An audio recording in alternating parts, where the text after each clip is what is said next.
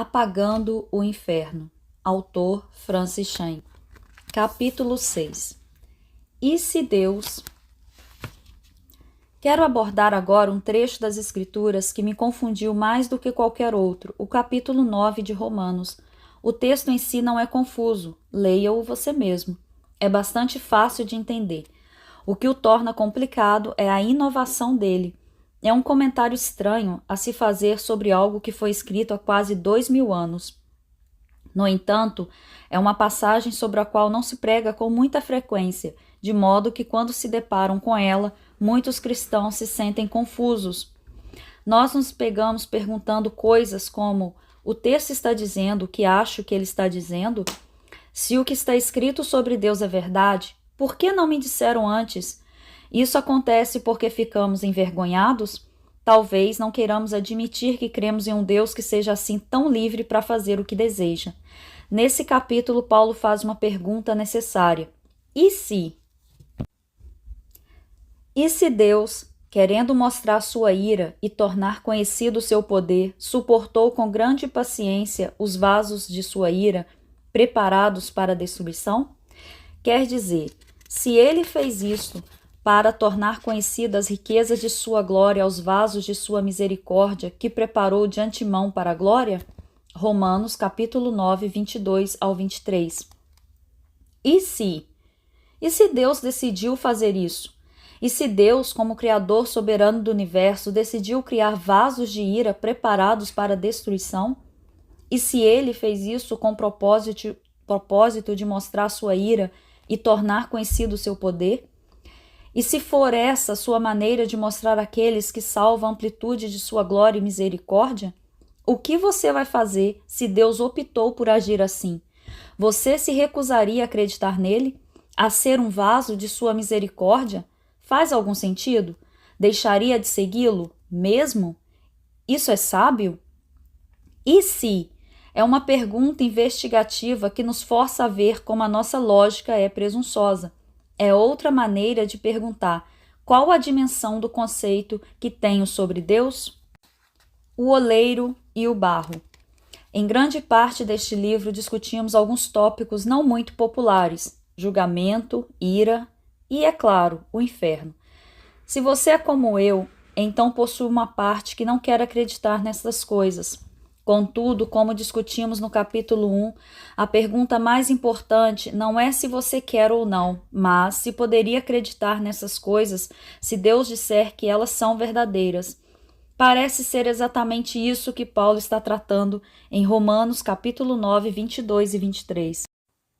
Perceba que Paulo não afirma de maneira explícita que Deus destrói pecadores com o objetivo de mostrar ao mundo o seu poder. Em vez disso, Paulo simplesmente levanta a questão como uma possibilidade legítima. Em outras palavras, Deus pode querer mostrar sua ira e seu poder por meio da punição aos pecadores, ou pode ter outro propósito em mente.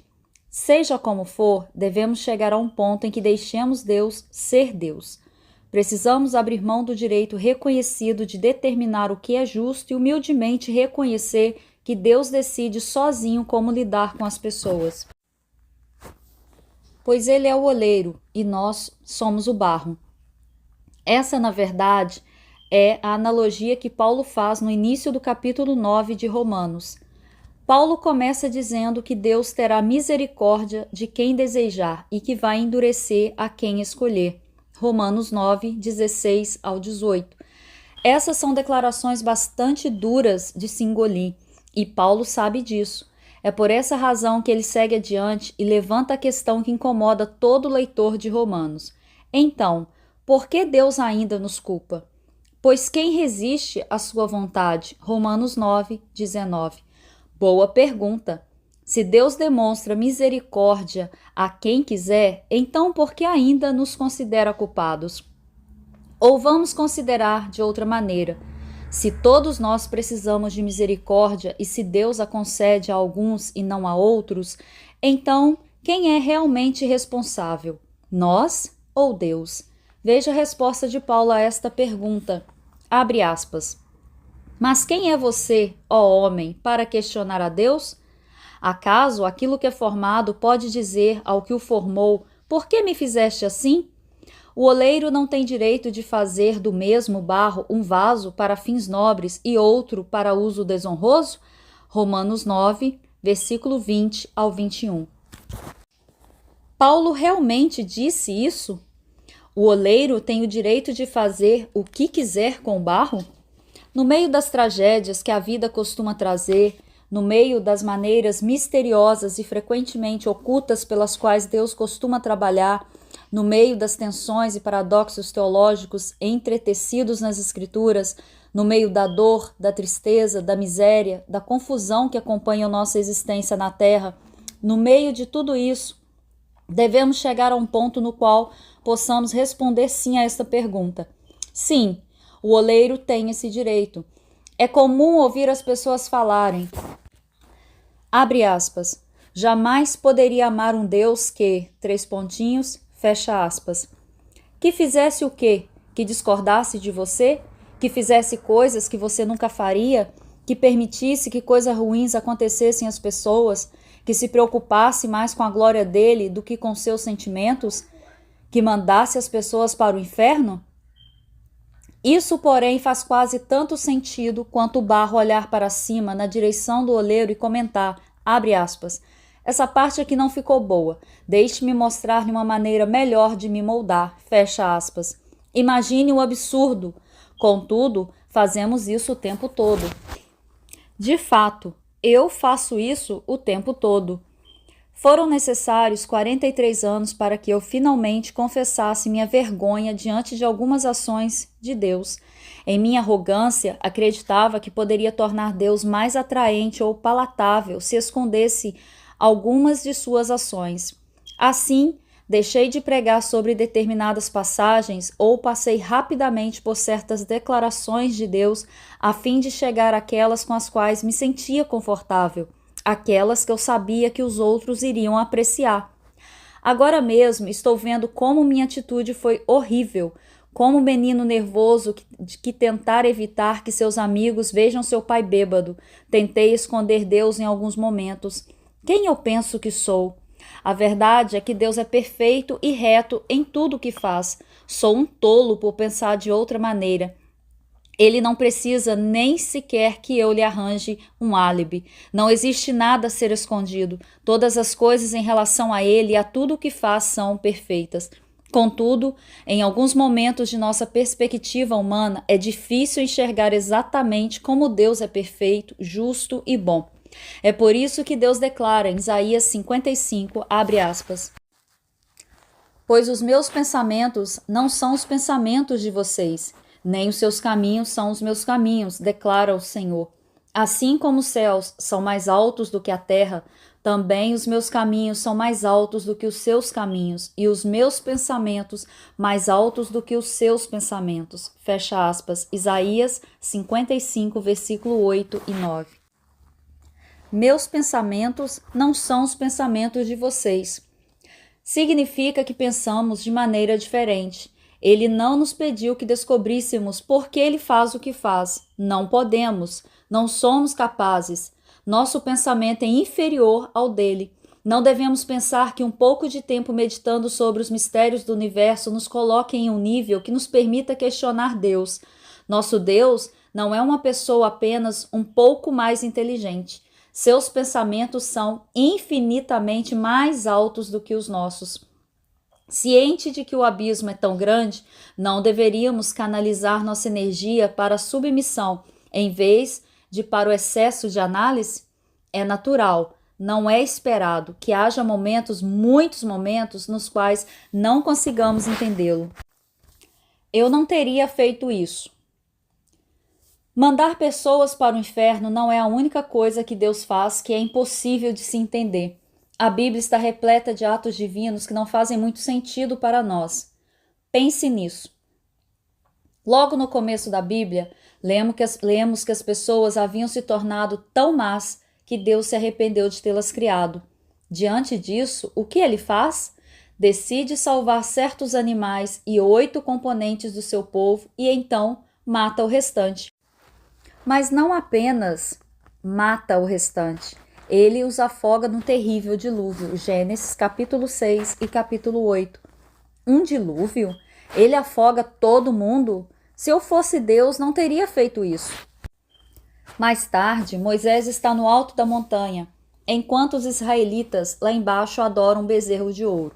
Quando Moisés desce, Deus ordena aos levitas que peguem suas espadas, passem pelos campos e matem seus irmãos, seus amigos e seus vizinhos. Êxodo 32, 27. 3.000 pessoas morreram naquele dia, e os levitas foram abençoados por sua obediência. Eles não pararam para refletir se as ações do oleiro eram justas ou não. Anos mais tarde, Deus ordena aos israelitas que matem todos os habitantes de Canaã. Deuteronômio 20, versículo 16 ao 18. Homens, mulheres e crianças, toda e qualquer pessoa. Muito embora seja misericordioso, Deus ordena ao povo que não faça nenhum prisioneiro. Todos deveriam ser mortos. Se eu fosse Deus, não teria feito isso. Enquanto os israelitas estão conquistando a terra de Canaã, um homem chamado Acã rouba alguns tesouros da cidade de Jericó. Ele mente sobre isso, mas quando é confrontado, termina confessando seu pecado e devolve os itens. Todavia, Acã e sua família, juntamente com todos os seus bens, tendas e tudo mais, são apedrejados como resultado. Josué 7. Se eu fosse Deus, não teria permitido isso, quanto mais ordenado tal coisa. Muitos anos depois, Deus ordena ao profeta Ezequiel que faça algumas coisas bem malucas. Ezequiel recebe a ordem de deitar-se do seu lado direito por 390 dias, de deitar-se do seu lado esquerdo por 40 dias, de preparar comida usando fezes humanas como combustível, de não lamentar a morte de sua esposa quando Deus a levasse e se pregar sermões repletos de retórica sexualmente explícita, que se fossem transformados em filmes de hoje, receberiam a qualificação de não recomendado para menores de 18 anos. Eu, definitivamente, não teria feito nada disso se fosse Deus. O fato é que as escrituras estão cheias de ações divinas que não se encaixam nos padrões humanos de lógica ou de moralidade, mas eles não precisam se encaixar, pois nós somos o barro e ele é o oleiro. Precisamos parar de domesticar Deus ou de confiná-lo em categorias e rótulos que refletem nossos sentimentos humanos, em vez de seus caminhos inexplicáveis. Servimos a um Deus cujos caminhos são incompreensíveis, cujos pensamentos não são como os nossos. No final das contas, os pensamentos de Deus devem levar à alegria, pois esses mesmos pensamentos planejaram a cruz, o lugar em que a justiça e a ira se encontram. Você teria pensado em resgatar os pecadores de seus pecados enviando seu filho para assumir a forma humana? Teria cogitado entrar na criação através do ventre de uma jovem judia e nascer no lugar onde se coloca comida de animais? Teria pensado em permitir que as coisas criadas torturassem seu filho, lacerassem sua carne com chicotes e então que pregassem suas mãos e seus pés? Pais, imaginem isso. Tenho quase certeza de que não teria feito isso se eu fosse Deus. Você não está feliz por eu não ser Deus? É incrivelmente arrogante ficar escolhendo quais verdades incompreensíveis vamos abraçar. Ninguém quer descartar o plano de Deus quanto à redenção, muito embora ele não faça sentido para nós. Nem deveríamos apagar o plano revelado de Deus quanto à punição pelo fato de ele não ser do nosso agrado. Assim que o fizermos, estaremos submetendo as ações de Deus ao nosso próprio raciocínio, uma atitude ridícula para um pedaço de barro. Luta com Deus. Contudo, Deus não nos pede que sejamos estoicos em relação às experiências dolorosas. Ele espera que lutemos e sabe que experimentaremos dor nessa vida. A vida nos atinge com força e é natural, humano, chorar, lutar e clamar em desespero. Deus nos chama a chorar com os que choram. Romanos 12, 15. Até mesmo Jesus fez isso. João 11, 35. Veja Jó, por exemplo. Jó era literalmente a pessoa mais justa de todo o mundo. E isso está expresso na Bíblia. E ainda assim sofreu com intensidade. Em uma só tacada, Deus tirou suas propriedades, suas posses e toda a sua família. E como se isso não fosse suficiente, Deus permitiu que Jó sofresse de um mal físico. É provável que fosse elefantíase, que provoca dores insuportáveis. Sua pele se tornou áspera e cheia de pus. Seus ossos queimavam como fogo e todo o seu corpo se deformou. É claro que Jó exigia algumas respostas. Ele merecia saber o que Deus estava fazendo. Tinha todas as razões do mundo para fazer Deus se sentar e explicar-lhe algumas coisas. Será que tinha? Mais uma vez, pense no oleiro e no barro. Jó realmente teve sua chance de entrar na sala do tribunal e defender sua causa, mas, quando o fez, rapidamente descobriu que não tinha direito de julgar Deus e bombardeá-lo com perguntas. Em vez disso, Jó viu-se no banco dos réus e Deus o repreendeu por achar que sabia mais do que o seu Criador. Abre aspas. Onde você estava quando lancei os alicerces da terra? Fecha aspas. Jó 38, versículo 4. Abre aspas. Você faz ideia de quão imensas são as áreas da terra? Fala-me, se é que você sabe. Jó 38, verso 18. Abre aspas. Eu lhe farei perguntas e você me responderá. Você vai pôr em dúvida a minha justiça? Vai condenar-me para justificar-se? Jó 40, versículo 7 ao 8. Aquele que contente com o Todo-Poderoso poderá repreendê-lo? Jó 40, verso 2. Em outras palavras, o barro pode questionar o oleiro, abre aspas. Por que você me fez isso? Fecha aspas. E se Deus, cuja sabedoria e justiça estão além da nossa compreensão, decidiu derramar de severo sofrimento sobre Jó, sem sentir necessidade de lhe explicar a razão disso? Você quer amar um Deus que faria isso? Poderia amar um Deus como esse? Jó conseguiu. De fato, depois de descer de sua posição de interrogador, Jó apegou-se ainda mais a Deus, a despeito do fato de nunca ter recebido respostas às suas perguntas. A resposta de Jó é notável, abre aspas, meus ouvidos já tinham ouvido a teu respeito, mas agora os meus olhos te viram. Fecha aspas, Jó 42, verso 5. Em outras palavras, Jó conhecia Deus à distância. Meus ouvidos já tinham ouvido a teu respeito. Mas agora, depois de ter sido moído e de se apegar a Deus quando nada mais faz sentido, Jó passou a conhecê-lo de maneira mais íntima. Agora os meus olhos te viram. Com isso, Jó chegou ao ponto que realmente importa. A questão não é entender todos os mistérios de Deus, mas abraçar o Senhor e apreciá-lo mesmo quando não compreendemos suas ações. Jeremias teve uma experiência similar e chegou à mesma conclusão. Depois dos babilônios terem arrasado Israel, torturando, matando homens, mulheres e crianças, Jeremias ergueu os braços e clamou, abre aspas, tu os sacrificaste no dia da tua ira, tu os mataste sem piedade. Fecha aspas. Lamentações 2, 21. Não é um erro de digitação. Está certo. Foi exatamente isso que Jeremias disse. Ele acreditava que, em última análise, os atos dos babilônios foram atos de Deus. Enquanto olhava ao redor e viu um monte de corpos espalhados pela rua, Jeremias afirmou: Deus fez isso.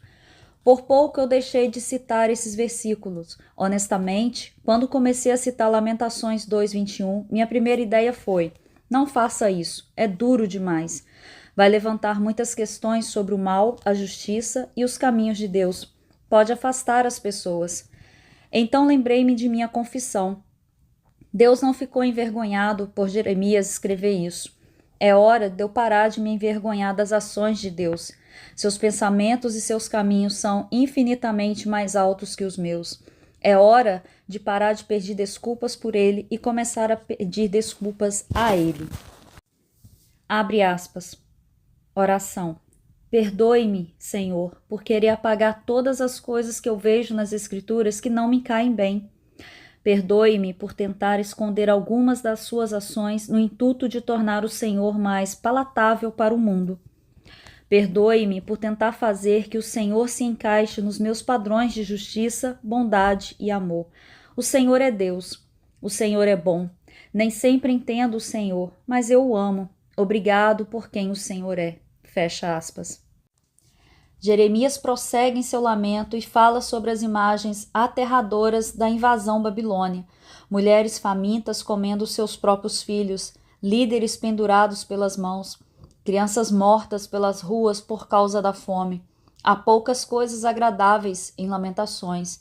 É um livro pequeno e aterrorizante, cujo nome é perfeitamente adequado. Se alguém tinha razão para não amar um Deus esse alguém era Jeremias. Ele certamente tinha suas dúvidas e chegou perto de questionar a justiça de Deus. Mas no meio de tudo isso, lágrimas, dor, confusão, raiva e dúvida, Jeremias apegou-se à fidelidade e à bondade de Deus, muito embora não sentisse que Deus era muito bom naquele momento. Abre aspas. Todavia, lembro-me também do que pode me dar esperança. Graças ao grande amor do Senhor é que não somos consumidos, pois as suas misericórdias são inesgotáveis, renovam-se cada manhã, grande é a sua fidelidade. Lamentações 3, 21 ao 23. No meio de sua dor e confusão, Jeremias apegou-se ao fato de que Deus era Deus, não ele. Ele deixou o oleiro ser o oleiro e entendeu que era o barro. Seu nome é Tobias. Por toda a Bíblia e por toda a história, mulheres e homens piedosos abraçaram o Deus de Jó e de Jeremias. Agarraram-se a um Deus que nem sempre entendiam. Um Deus que é imensuravelmente bom, ainda que as circunstâncias da vida pareçam sugerir o contrário. Anos atrás, deparei com um artigo intitulado 2 Minutos para a Eternidade, escrito por Marshall Shelley, um dos editores da revista Christianity Today, Cristianismo Hoje, naquela época. Nesse artigo, Marshall conta a história do nascimento miraculoso do seu filho. Quando a criança ainda estava no ventre da mãe, Marshall e Susan, sua esposa, descobriram que seu filho tinha um problema no coração e que provavelmente não sobreviveria ao nascimento, se é que viria a nascer. Assim, o casal começou a lutar com Deus. Abre aspas. Tratava-se de uma falha de projeto. Fecha aspas, escreve Marshall, abre aspas, e o projetista era o responsável, fecha aspas. Assim eles oraram. Oraram pedindo um milagre, oraram por sobrevivência, oraram para que o Deus de toda compaixão desse à criança o fôlego da vida. Então chegou o dia do nascimento e a criança ainda estava viva. A criança sobrevivera à gravidez. Deus é tão bom. Assim que a criança nasceu, Marshall olhou para seu lindo filho. Ele era rosado e saudável e vimos seu peito subir e descer. O fôlego da vida. Obrigado, Deus. E então a criança morreu. 2 minutos depois, seu filho mudou de rosa para azul e morreu. O milagre da vida foi seguido pelo mistério da morte. Para o casal, o projetista era o responsável. Quando a enfermeira perguntou ao casal se ele tinha um nome para o menino, Susan respondeu, Toby. É um diminutivo de um nome bíblico, Tobias, que significa Deus é bom. Deus é bom. Deus é bom? Como eles puderam afirmar isso? Como puderam acreditar no atributo tão inacreditável de Deus quando tudo naquele momento parecia provar o contrário? Porque eles acreditavam que Deus é bom não apenas quando ele faz sentido para nós, mas também quando não faz. Deus é bom, porque Deus é Deus. A bondade é inerente a quem ele é, e eles acreditavam nisso. O nome do menino era aquilo em que críamos, não o que sentíamos, escreve Marshall. Era o que queríamos sentir de novo algum dia. O mesmo acontece com muitas coisas sobre Deus que não fazem sentido. O mesmo acontece com o inferno. Como já disse várias vezes, não tenho vontade de acreditar no inferno, ainda assim acredito. Talvez um dia eu chegue a um acordo completo com ele, mas por ora justifico essa discrepância como sendo um sentido de justiça subdesenvolvido de minha parte. Deus é perfeito, e eu me submeto alegremente a um Deus cujos caminhos são muito, muito mais altos que os meus.